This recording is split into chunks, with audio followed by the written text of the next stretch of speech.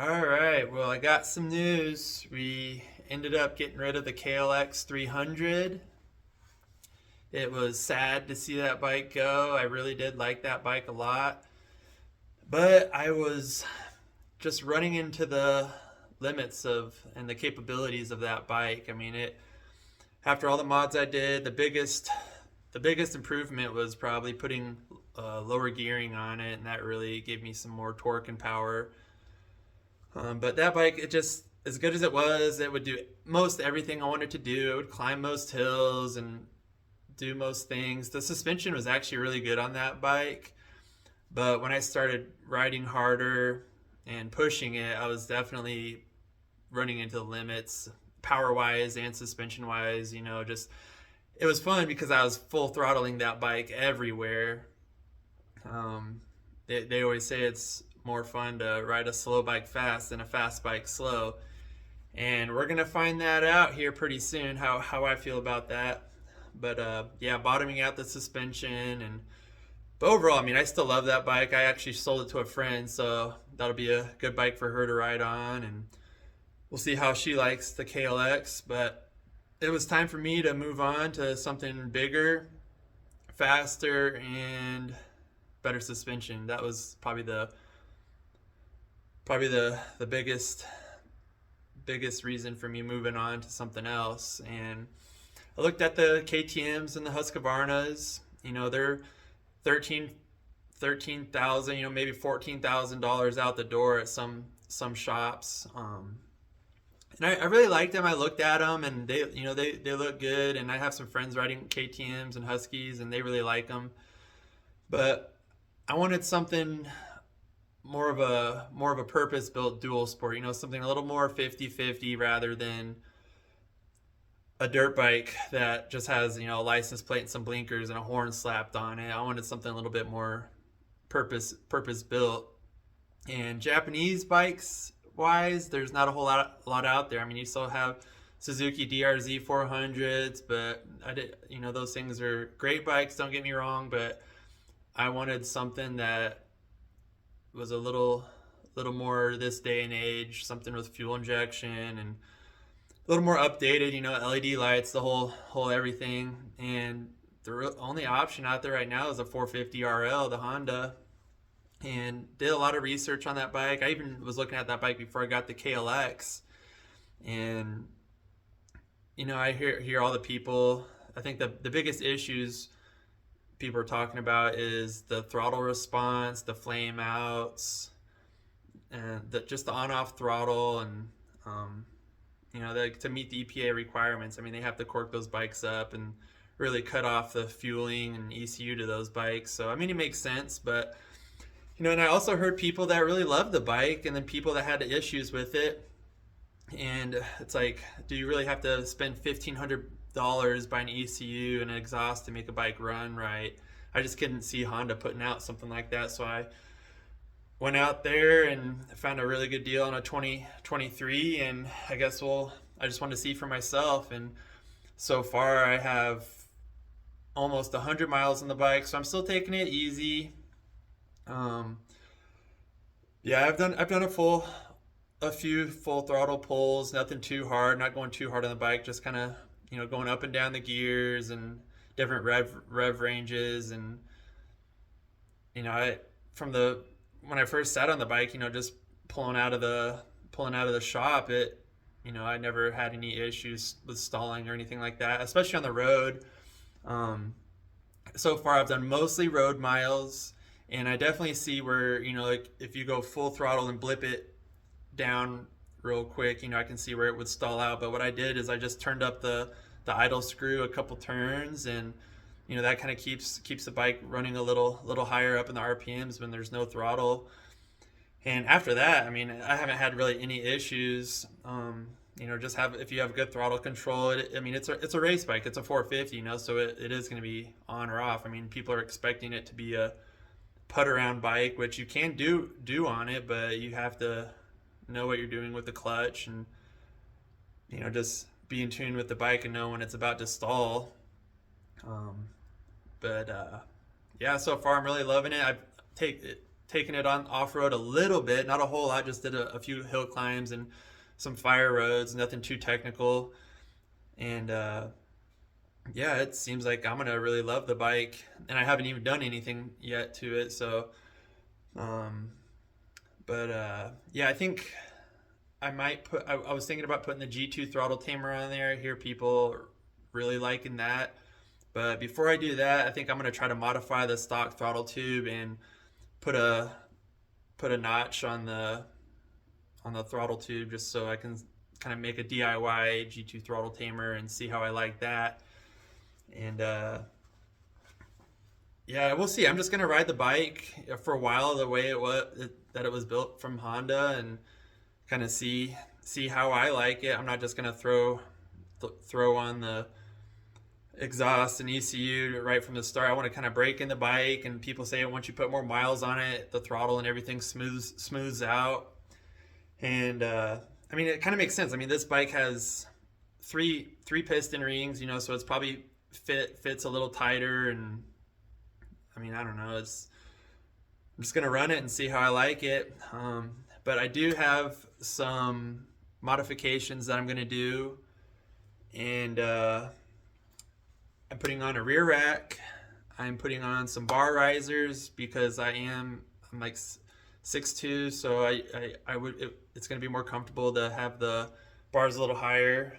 I'm putting a tail tidy on to get rid of that long license plate holder, which it's actually a really nice license plate holder. Like the KLX and a lot of the other dual sports, they just have that flappy piece of plastic that's flapping around the whole time. But the Honda, it's just a solid piece of aluminum, so it's kind of over-engineered.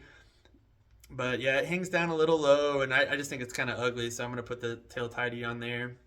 I'm also going to put on some hand guards, and yeah, I'll show you those here in a second. And future things I want to do to the bike, let's see.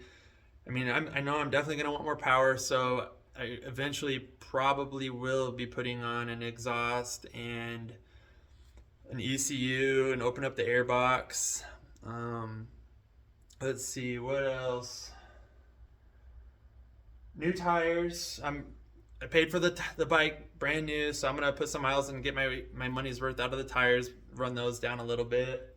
But I had the Tusk D Sports on the KLX, and I had no issues with those. I mean, they did good on road, were decent off road. I mean, with the dual sport, you know, I'm not gonna have soft dirt bike tires on there that are gonna be awesome off road. But for the kind of riding I do, I'm in Grand Junction, Colorado, so there are some techie trails out here. But for the trails I like to do, it's more single track and kind of badlandy, kind of deserty stuff. So it's more, you know, second, third gear riding. So I'm not doing any really tight forest riding. I mean, we do have some good forest riding around here, but it's more open, you know, nothing too slow and techy.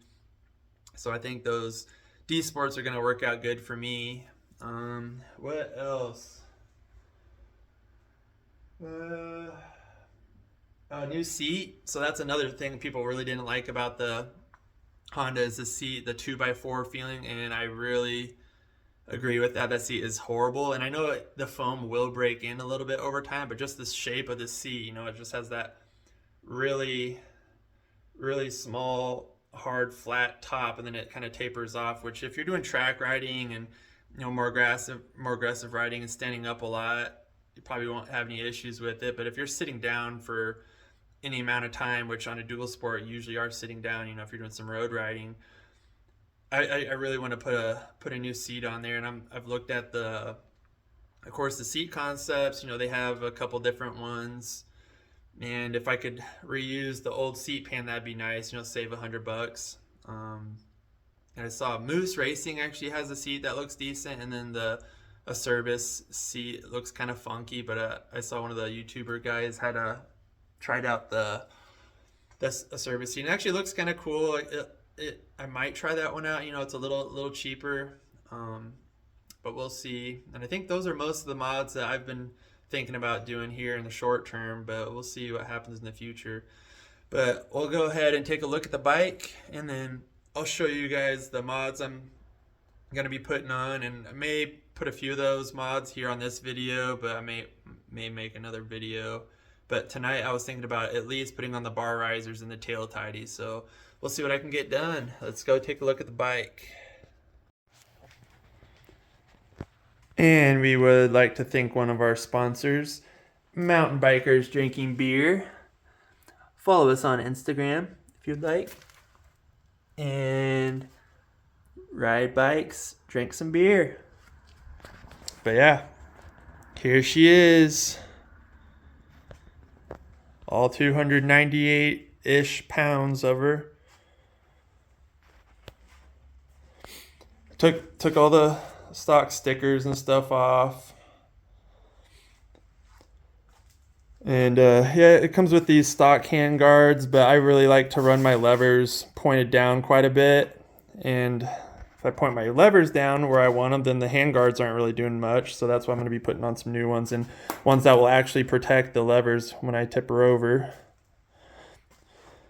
But yeah, I really like the looks of this bike. It fits me better. You know, it's like a 37-inch inseam. It's just a bigger bike size-wise than the 300. It definitely would be nice to have a bigger tank. I mean, 2-gallon tank. You know, I'll probably get around 100 miles out of this bike. I'm getting around 50 miles a gallon so far. Even 2.5. It would have been nice if they went 2.5, but I'm going to be installing the rack. So we're going to have the rack back here, and I can always put the Rotopacks or, you know, fill up a couple liter bottles of gas if I'm going to be doing a longer ride. But yeah, I'm sure this exhaust, you know, it is going to be super heavy. It's a heavy exhaust, so losing a little weight with a new one would be nice, and getting a little sound out of it. I was looking at the FMF Q4 because I don't want it to be too loud, but losing some weight and a little power, make it breathe a little better. That'd be nice. Stock mirrors are great. No vibrations out of them, but they are kind of big and hang out quite a bit. So maybe put some folding mirrors on there at some point. Dash should be nice to have a RPM gauge. May add a RPM gauge at some point. But yeah, looks wise, I mean, bike seems awesome. I haven't done anything with the suspension yet. I need to do some more off-road riding and see how it feels. I need to check the sag and preload, see how that feels, and we'll go from there.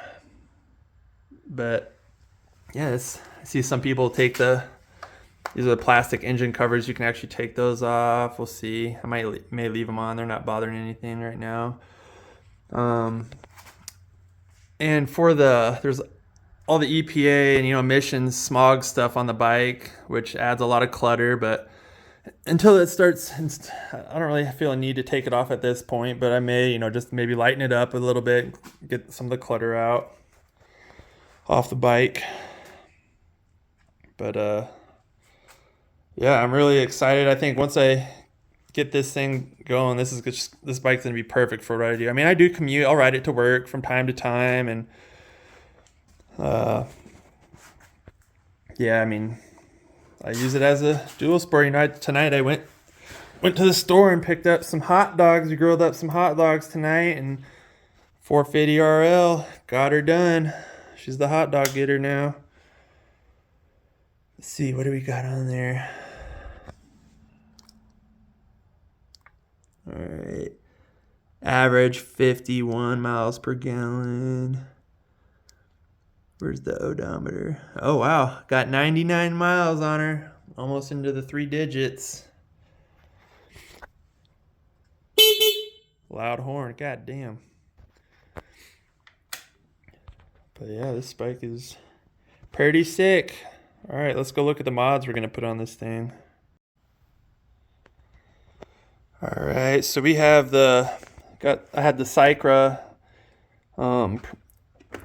hand guards on the KLX, and I thought I'd stay with them. They seem pretty solid. So I found these limited edition Cycra Probin CRM hand guards. I really like the red color of the hand guard itself and the little bumper pad here.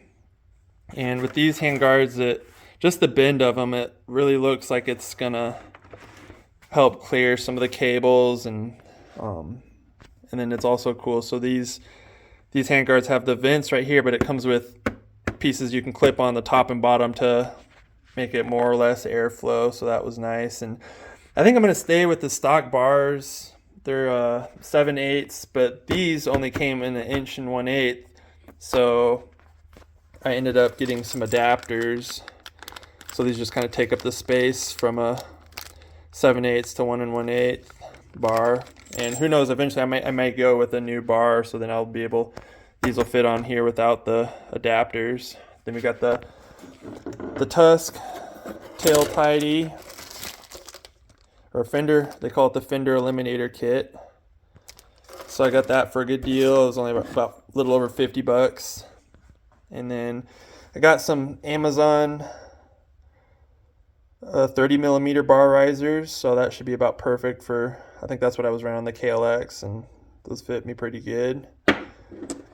Got those, and they came with the bolts, and everybody always wants people to put a link to these in the description below, so I'll put that in there for you guys. And I was also looking at different racks, and I saw the Tusk one. I think it's aluminum, and it looked all right, but you have to drill some holes in the fender, and I don't know, it just looked a little chintzy to me. And when I'm strapping stuff to a rack, I'd much rather have steel than aluminum when I'm bolting a bunch of stuff up it, just for like cables and straps rubbing on it. I feel like the steel is going to last a little longer, although it is a little heavier.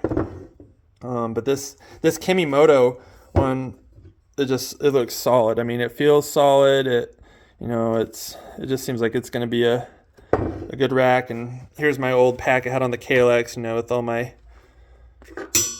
my tools and stuff I keep in there, lighter, some rope, multi-tool, whatever. I can go over what I keep in that again, maybe in one of these other videos. Here's all the bolts for the rack. All right, let's maybe start with the bar risers, and we'll see how that goes. Hopefully I shouldn't have to extend any cables or anything like that. They all seem like they have quite a bit of space, so yeah, let's go.